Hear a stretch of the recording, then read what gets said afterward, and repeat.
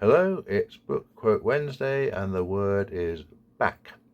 Today I am reading from my young adult adventure novel with pirates, HMS Barabbas, the first in the further adventures of Jim Hawkins.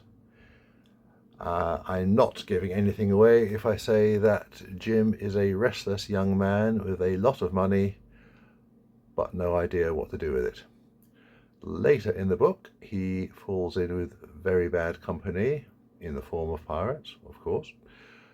But here is where he concludes first what he wants to do with the rest of his life. Chapter 3, A Dream Defined. I should give you some background, shouldn't I? Jim has helped rescue a couple of fishermen who were caught in a storm. Their boat was dashed up against the rocks. One of them has a badly broken leg, and his hero and mentor, Dr. Livesey, has come to the rescue. So, Chapter 3, A Dream Defined. "My leg hit the rocks, Doctor," the man gasped. His face was battered and bruised, and his canvas trousers were soaked with blood. "So I understand, Mr. Cooper." Dr. David Livesey was as calm and collected as if hosting a friendly gathering in his own parlour, not the front room of an inn full of smoke and people. "As did the rest of your body, I observe." They had brought the two lobstermen back to the Admiral Benbow. It was the nearest building to the cove. The tables were pushed together and the men were laid out on them. It was a strange feeling for Jim to return to this place. When he came back rich from Treasure Island, his mother had sold the inn with very little sense of regret. Now the crowd of 20 or so faces was the same, and so was the furniture, and the fire in the grate was as warm and friendly as he had ever made it himself. And yet, even though he had grown up in this room, he almost felt like a stranger. The doctor probed Cooper's skull and ribs with long, slender fingers. "Nothing wrong at this end. A few days' rest, and all this will be right as rain. Now for the prize exhibit, eh? The knife from my bag, Jim, if you please." Jim was not sure how or why he had become the doctor's assistant, but he was carrying the leather hold-all, and so he delved into it for the knife. Jim passed it over with the bone handle first, and the doctor sliced through the canvas of Cooper's trouser leg with the long, slender blade. "Stand back, if you please." The doctor was stern as the crowd pressed in for a closer look. They moved back obediently, if reluctantly, and Cooper's broken leg was there for all to see.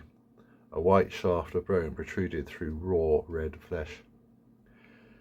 "Landlady, a bottle of your best brandy," Dr. Livesey ordered. "Jim, my purse is in the bag. Please pay the lady." He surveyed the crowd and began to pick out the strongest men. You, stand there, and there.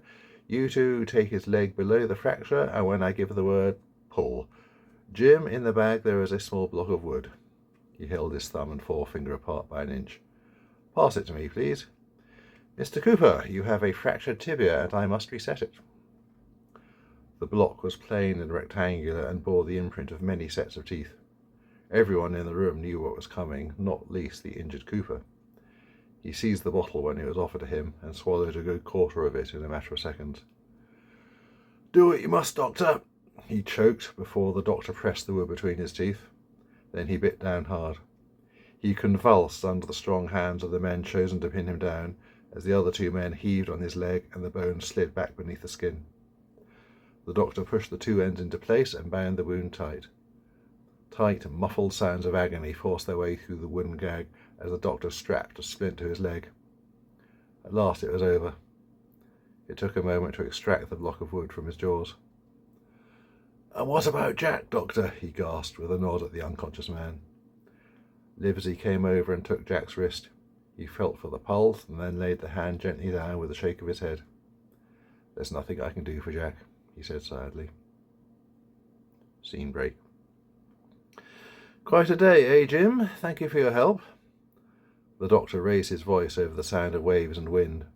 The two of them walked slowly back along the cliff path towards town. Jim still carried the doctor's bag.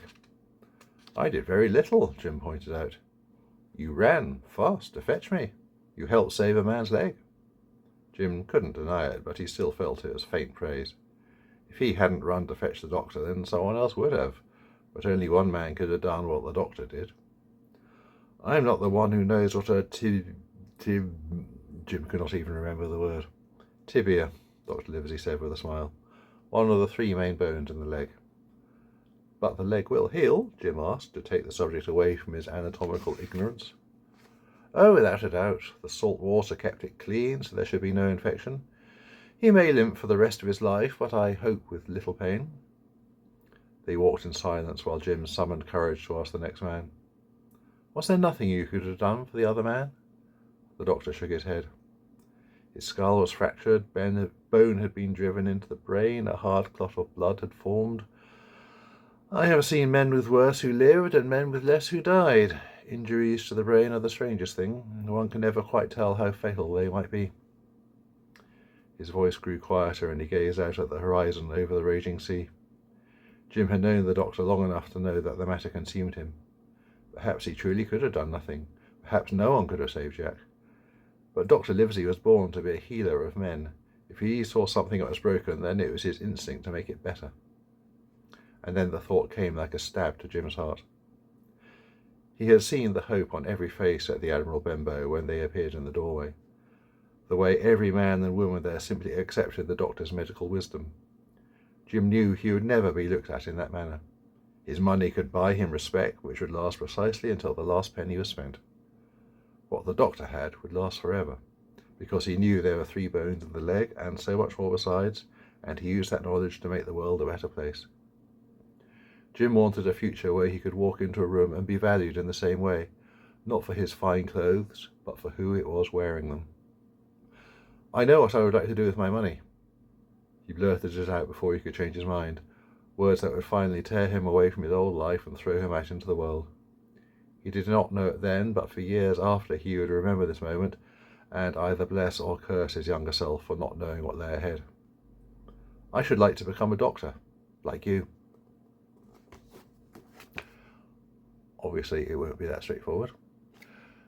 Remember, you can buy my books at www.benjeeps.com.